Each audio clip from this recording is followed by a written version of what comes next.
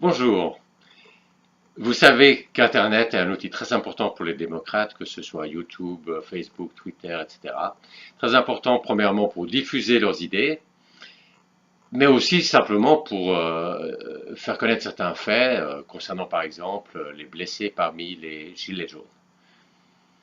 Et la thèse que je vais défendre dans cette vidéo, c'est que nous ne sommes pas entrés dans une nouvelle ère où Internet peut servir les démocrates, mais que c'est une fenêtre d'opportunité et que c'est une période qui va se terminer, c'est une sorte d'âge d'or, et que après cet âge d'or, eh bien, Internet sera beaucoup plus contrôlé, pourra plus être ainsi utilisé comme par les démocrates, et qu'on se trouvera même dans une situation pire qu'avant Internet.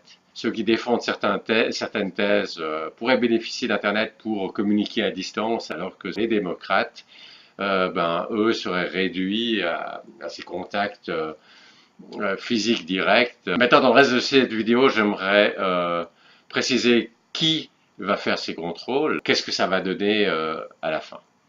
Alors, qui? C'est d'abord le gouvernement. Euh, et pour commencer, Macron a déjà dit qu'il voulait enlever, là, par exemple, l'anonymat. Si je ne prends pas l'exemple des Gilets jaunes, il peut dire les Gilets jaunes sont des nazis, ou les démocrates sont des nazis, et donc il faut combattre les nazis, donc on va combattre ces sites démocrates. Donc ça, c'est l'attaque directe.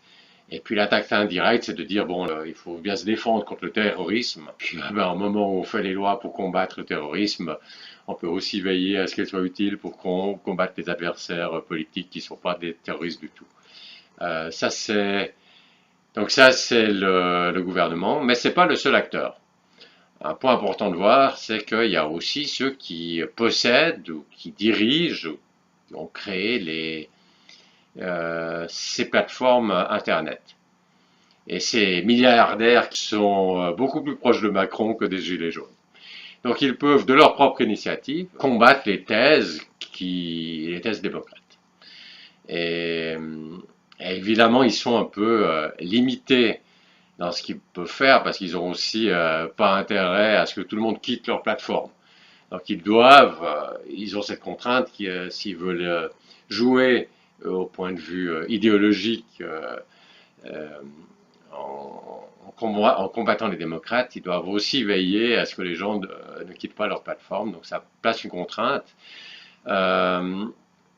Mais ce qu'il faut voir, c'est que cette contrainte, elle n'est pas aussi forte qu'on pourrait l'imaginer a priori, parce que les gens, ils aiment aller, quand c'est des plateformes de discussion, les gens aiment aller là où il y a beaucoup de gens qui sont déjà.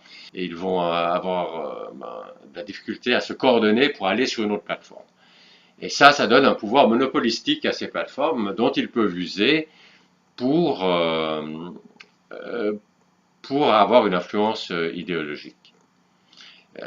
Ils doivent juste ils doivent faire attention de ne pas être trop brusques, simplement. Parce que si tout d'un coup, d'un jour à l'autre, ils font quelque chose de très brusque, alors cette action-là risque justement de coordonner les gens pour sortir de la plateforme et aller sur une autre plateforme, si, pour autant qu'il y ait une autre plateforme qui existe. Mais s'ils y vont assez graduellement, ils peuvent faire beaucoup du point de vue idéologique sans qu'il y ait une fuite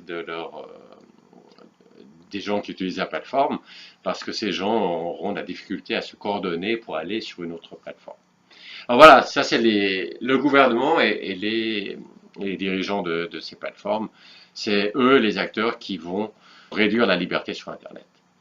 Et, et comment ça va se produire à la fin? Le truc le plus voyant, c'est simplement d'interdire certains propos. Alors on va commencer par des propos très extrêmes, où finalement il n'y a pas beaucoup de gens qui soutiennent ces propos aussi extrêmes. Probablement vous et moi considérons comme très condamnables. Et puis petit à petit, sans aller trop vite évidemment, mais petit à petit, étendre l'étendue des propos qui sont considérés comme inadmissibles. Donc ce qu'il va y avoir, c'est une zone interdite qui va s'étendre gentiment, et puis en plus de la zone interdite, il y aura une zone désavantagée dans les recherches sur Internet, qui elle aussi va s'étendre plus largement. Et puis ça va aboutir à une situation où Internet sera un outil très utile pour les gens du genre Macron, mais beaucoup moins utile pour des gilets jaunes, par exemple, ou des démocrates de façon plus générale, des gens qui demanderaient le référendum d'initiative citoyenne.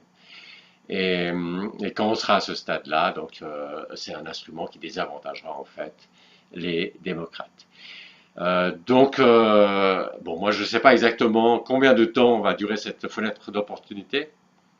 Quoique le mot fenêtre d'opportunité n'est pas vraiment une bonne expression parce que ça donne l'impression qu'il y avait un moment où il n'y avait pas cette fenêtre d'opportunité. Tout d'un coup, elle s'ouvre, ensuite elle se referme et on se retrouve dans la situation initiale. Alors que vous avez bien compris, c'est pas ça. Quand elle se refermera, elle se refermera pas pour pour toutes les idées la même chose. Et en réalité, les démocrates se retrouveront plus bas qu'avant. Donc c'est pas juste une fenêtre d'opportunité où ensuite on se retrouve dans la même situation qu'avant, c'est une phase transitoire. Et après cette phase transitoire, les démocrates se trouveront dans une situation pire qu'avant. Et ben, la conclusion, c'est qu'il faut utiliser cette fenêtre d'opportunité. Je ne sais pas combien de temps elle va durer. Je pense que jusqu'aux prochaines présidentielles françaises, il n'y a pas de problème. Les présidentielles d'ensuite, ça va être un peu plus délicat. Et puis celle d'après, ça veut dire dans 13 ans. Ben ça, c'est difficile à dire, mais il se pourrait tout à fait que dans 13 ans, ce soit déjà, cette phase transitoire soit déjà terminée. Je vous remercie de votre attention et à la prochaine.